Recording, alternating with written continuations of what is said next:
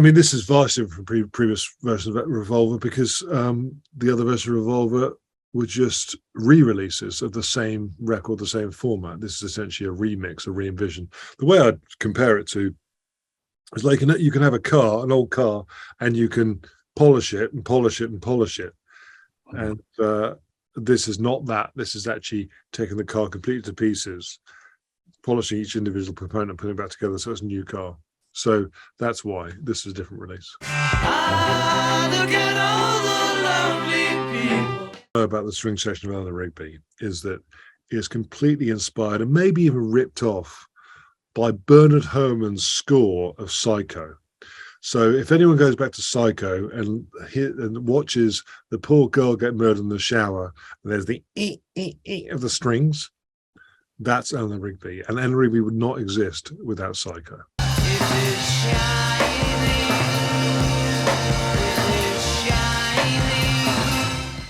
Tomorrow Never Knows was the first track that the Beatles recorded for Revolver.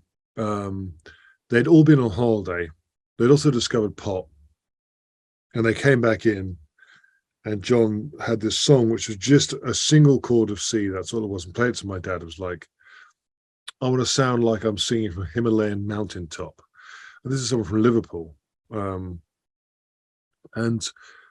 you know, to the band and my dad's credit, they were like, okay. And they started doing this. And the early versions you hear on the outtakes are kind of very loopy, trancey. I mean, the whole idea is very progressive. There's very few songs on albums like Tomorrow Never Knows still. And the thing about Tomorrow Never Knows is it paints this soundscape. Someone said to me, how do you mix? It must have been fun to mix. There's so many different things going on. It's like, there isn't. There's bass and drums. There's a bit of tambora, it's an Indian drone instrument, and there's tape loops. You know, there's very little going on in it. But it creates this world, and they did create this sort of spiritual mantra from a mountaintop here at Abbey Road. We all live in a yellow submarine. Submarine, originally, I always thought it was a Paul song.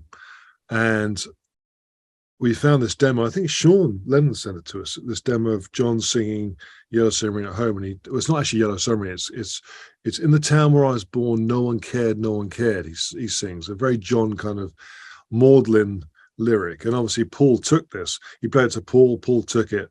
And eventually they transformed it.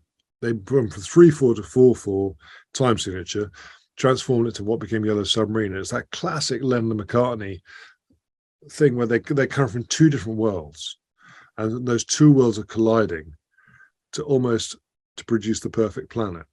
And that's what they did. And it's the same later on Sgt. Pepper. You know, Paul sings It's Getting Better All the Time, and John comes in and sings It Can't Get Much Worse. That's the way they were, but they loved each other, and they loved the fact they could collaborate.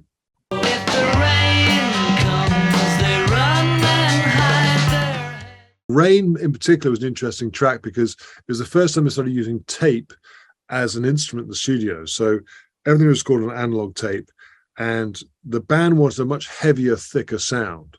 And the way they did that is they recorded Rain much faster and then slowed the entire thing down.